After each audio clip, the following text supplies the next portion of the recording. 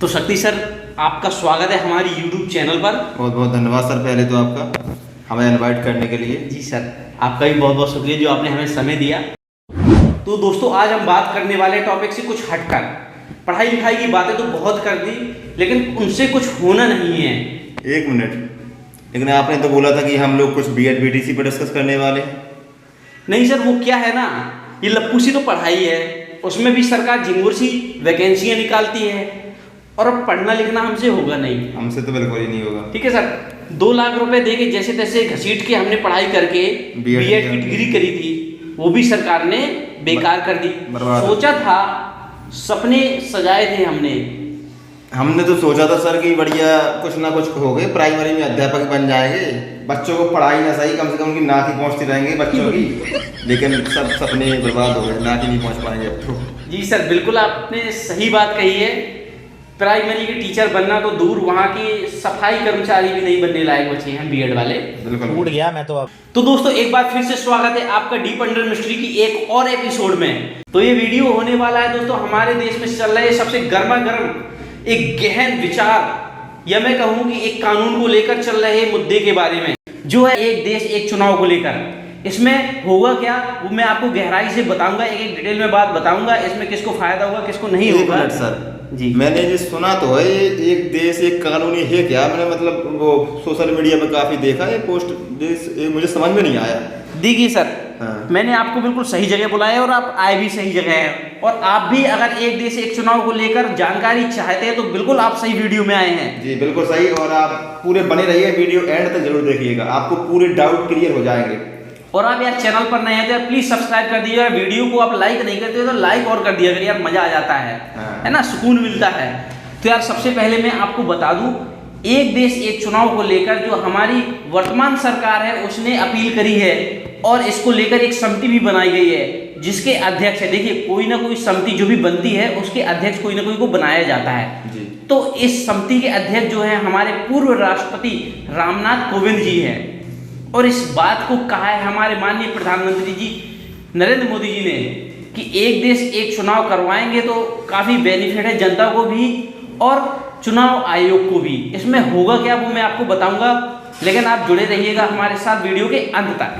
तो 1 nation 1 election एक ऐसी व्यवस्था है हमारे देश में जिसमें हम आम आदमियों को कम ही परेशानी होगी। आप देखते होंगे जब भी चुनाव होते हैं तो आचार संहिता लग जाती है। उसमें क्या होता है कि हम ज़्यादा बाहर नहीं निकल सकते हैं, एक ग्रुप में खड़े नहीं हो सकते हैं। जब हम एक शहर से दूसरे शहर में जाते हैं तो आपको हमें बहुत सारी चेकिंग मिलती है, वाहनों को रोका जाता है, तो यार काफ़ी असुविधा होती है।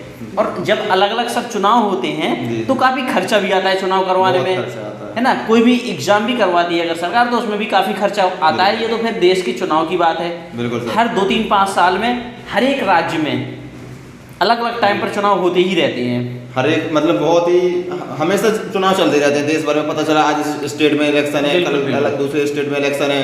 हर रोज तो नहीं, लेकिन हर एक 2-3 साल में जरूर होते हैं चुनाव, है ना। कहीं जिला पंचायत के चुनाव, है ना, ग्रामीण चुनाव और नगर निकाय के चुनाव, वो तो अभी हमारे यहाँ संपन्न हुए हैं, और मध्य प्रदेश में तो शायद आने वाले हैं चुनाव, और 2024 के भी चुनाव सर पर ही हैं, है ना। राजस्थान में भी होने वाले हैं चुनाव जी।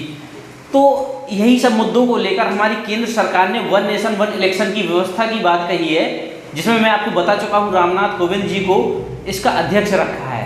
अब इसमें होगा क्या, तो जैसे कि मैंने बताया आचार संहिता जैसी परेशानियों से सामना करना पड़ता था हमें बार बार, तो वो दूर हो जाएगी सिर्फ एक बार। सर एक बार ही आचार संहिता लगेगी, यानी कि हमें सिर्फ साल में 5 साल में एक बार ही परेशानी उठानी पड़ेगी। ये तो अच्छी चीज़ है फिर यार, है ना, अच्छी चीज़ है, लेकिन अभी मैं बुरी चीज़ें भी बताऊंगा इसकी। सर एक मिनट रुक जाइए। जैसे कि इलेक्शन होते हैं, बहुत सारा खर्चा होता है, तो जी अपना एक देश एक चुनाव, इसमें क्या होगा, मतलब जो खर्चा होता है वो बढ़ जाएगा या खर्चा कम हो जाएगा, इसका क्या प्रभाव पड़ेगा अपने देश पर, इकोनॉमी पे? जी, मैं ये डिस्कस करने ही वाला था आगे, आपने पहले ही पूछ लिया, बहुत अच्छी बात है। तो मैं आपको बता दूं 2019 में लोकसभा चुनाव हुए थे, अगर वहाँ पर एक साथ ही चुनाव हो जाते हैं, जो विधानसभा लोकसभा या पंचायती चुनाव हैं, अच्छा, वो एक साथ करा लिए जाते हैं, तो एक रिपोर्ट के अनुसार इन सभी का खर्चा पहुँचता, जो पार्टियों द्वारा किया गया खर्चा होता है और जो हमारे चुनाव आयोग ऑफ इंडिया ECI द्वारा खर्चा होता है वो कुल मिलाकर खर्चा आता है 60,000 करोड़ का, अलग अलग होते तो आता है इतना। और अगर एक साथ हो जाते कहीं तो सिर्फ 4500 करोड़ का खर्चा आता। मतलब अगर अलग अलग चुनाव हो रहे हैं पूरे देश भर में तो 60,000 करोड़। अब ये खर्चा इस साल और बढ़ जाएगा, इस बार और बढ़ जाएगा जोड़ा जाए तो यार बहुत ज़्यादा खर्चा, और एक साथ करा लेंगे तो सिर्फ 4500 करोड़ में निपट जाता। तब तो अब अगर 2024 में भी वन नेशन वन इलेक्शन की व्यवस्था अगर लागू हो जाती है और चुनाव फिर से एक बार पूरे देश में होते हैं, चाहे वो लोकसभा का हो, चाहे विधानसभा का हो, चाहे पंचायती चुनाव हो, तो 4500 करोड़ से उसमें थोड़ा सा बढ़ोतरी आएगी, वो है 1700 करोड़ की लगभग वही हो जाएगा 6200 करोड़ के आसपास सर, है ना। 6200 करोड़ में चुनाव निपट जाएंगे। फिर भी कमी तो है वैसे उसके। हाँ, 60,000 करोड़ से तो बहुत कम है ना। तो यार ये बहुत बड़ा फायदा होगा अगर वन नेशन वन इलेक्शन की व्यवस्था हमारे देश में लागू हो जाती है। और मैं एक अच्छी बात मैं इसके बारे में बता दूं, अगर सर कहीं एक देश एक चुनाव की व्यवस्था लागू हो जाती है हमारे देश में तो ये बार बार की झंझट है वो खत्म तो हो ही जाएगी और हमारा देश भी प्रगति की ओर अग्रसर हो जाएगा और बार बार जो आम जनता को परेशानी होती है उससे भी निजात मिलेगी, है ना सर। अब इसकी मैं कुछ परेशानियाँ या बुराइयाँ बता दूँ जो हम लोगों को नहीं होंगी, वो होंगी विपक्ष को और निर्दलीय पार्टियों को। तो फिर भी ये मतलब बुराई तो है, जैसे विपक्ष को अगर दिक्कत हो रही है उस पॉलिसी से तो क्या दिक्कत होगी विपक्ष को इससे? अब यार देखिए, सत्ता और रोटी पलटते रहना चाहिए जी, बिल्कुल पलटते है ना। रहना चाहिए। और होता क्या है हमारे देश में, जिस पार्टी की लहर चल जाती है कहते हैं ना, हाँ। तो वो चाहे वो छोटे से छोटा विधायक हो उसको कोई भी ना जानता, वो भी जीत जाता है। अगर वन नेशन वन इलेक्शन की व्यवस्था होती है तो ऐसा ही कुछ होगा। निर्दलीय जो चुनाव लड़ेंगे उनको कहीं ना कहीं दिक्कत का सामना करना पड़ेगा।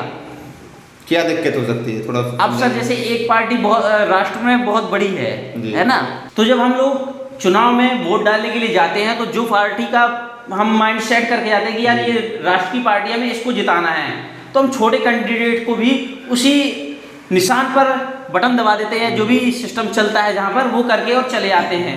तो छोटे जो कैंडिडेट है हमारे लोकल के, उनको भी राष्ट्र की वजह से फायदा मिल जाता है और हम निर्दलियों को भूल जाएंगे कहीं ना कहीं, है ना। तो विपक्ष इस पर ऑब्जेक्शन तो उठाएगी ही।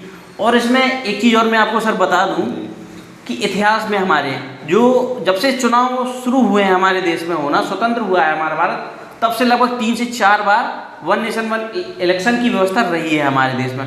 इससे बहुत फायदा हुई। हाँ, सबसे पहले हमारे देश में सर चुनाव हुए थे लोकसभा के, वो हुए थे 1952 में, जिसमें लोकसभा के और विधानसभा के चुनाव सम्मिलित थे। सभी राज्यों के एक साथ चुनाव किए गए थे, जिसमें सिर्फ मैं बताऊं 11 करोड़ का खर्चा आया था सर, सिर्फ 11 करोड़ का। मतलब 1952 में भी वन नेशन और वन इलेक्शन था सिस्टम। जी सर, और 11 करोड़ का ही खर्चा आया था। जो आज मैं आपको 60,000 करोड़ बता रहा हूँ वो सिर्फ कितना था? 11 करोड़। तो चलिए कुछ महंगाई बढ़ी होगी लेकिन इतनी नहीं। 11 करोड़ से डायरेक्ट 60,000 करोड़, बहुत बड़ा अंतर है। बहुत बड़ा अंतर है। तो इससे हमें बहुत बड़ा बेनिफिट मिलने वाला है सर। और मैं आपको बता दूं सर, 1952 में ही नहीं, उसके बाद 1957 में सर, उसके बाद 1962 में सर, लेकिन 1967 के बाद ये व्यवस्था टूटना शुरू हो गई।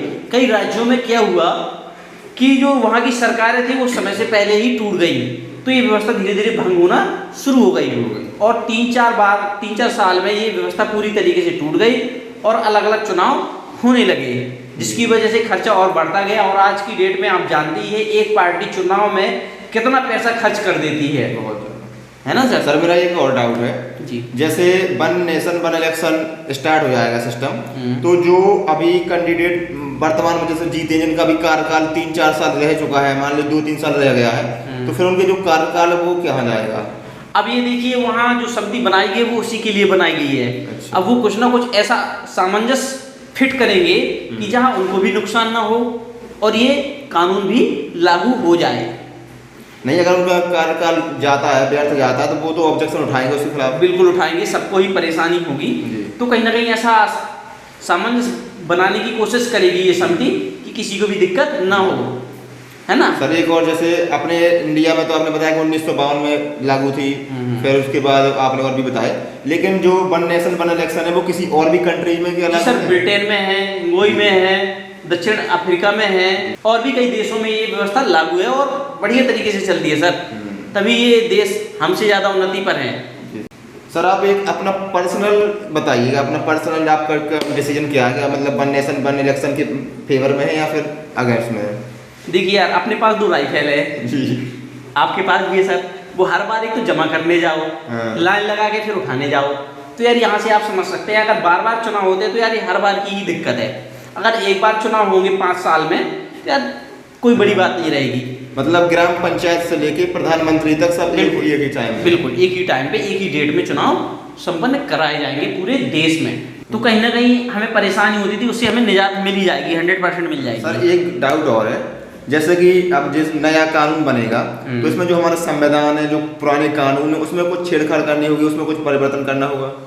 जी बिल्कुल करना होगा, क्योंकि अब जो व्यवस्था चली आ रही है वो अलग अलग राज्यों में अलग अलग टाइम पर ही इलेक्शन होते हैं, और लोकसभा का एक सेपरेट इलेक्शन होता है, पंचायती जो इलेक्शन होते हैं वो एक सेपरेट इलेक्शन होते हैं। तो यार कानून में छेड़छाड़ तो बिल्कुल ही करनी पड़ेगी। और मैं आपको बता दूं, जो हमारे केंद्रीय कानून मंत्री हैं अर्जुन राम मेघवाल जी, उन्होंने बताया कि अगर आप इस कानून को पास करवाना चाहे तो संसद में तो पास करवाना ही पड़ेगा, राष्ट्रपति से तो पास करवाना ही पड़ेगा, साथ ही में आपको संविधान के अनुच्छेद 83, 85 और 172 और 174 और 356 में संशोधन करवाना बहुत जरूरी है सर।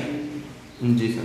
और कानून में संशोधन बहुत बड़ी बात हो जाती है, बहुत बड़ी बात। तो यार इसका हमने आपको इतिहास बताया, कानून से रिलेटेड चीजें बताई, इससे हमें फायदा क्या होगा वो भी बताया, नुकसान हमें शायद नहीं होगा लेकिन विपक्ष को नुकसान जरूर होगा। आपने सर बहुत बढ़िया समझाया, मेरे माइंड में बहुत सारे क्वेश्चन थे इसको लेके, जी सारे क्वेश्चन क्लियर हो चुके हैं। तो यार आप भी कमेंट करके जरूर बताइए कि आपके डाउट हैं वो क्लियर हुए नहीं हुए, तो आप प्लीज कमेंट करके बताइए, और आप क्या सोचते हैं इसके बारे में, फायदा होगा नुकसान होगा वो भी आप कमेंट बॉक्स में जरूर बताइए। तो आप अपनी राय कमेंट बॉक्स में बिल्कुल शेयर कर सकते हैं, कमेंट बॉक्स सबके लिए खुला है, सभी के कमेंट हम लोग पढ़ते हैं। और चैनल पर पहली बार आए हैं तो चैनल को सब्सक्राइब करिए, वीडियो को लाइक करिए। मिलते हैं अगले वीडियो में किसी नए टॉपिक के साथ, तब तक के लिए जय हिंद, नमस्कार दोस्तों।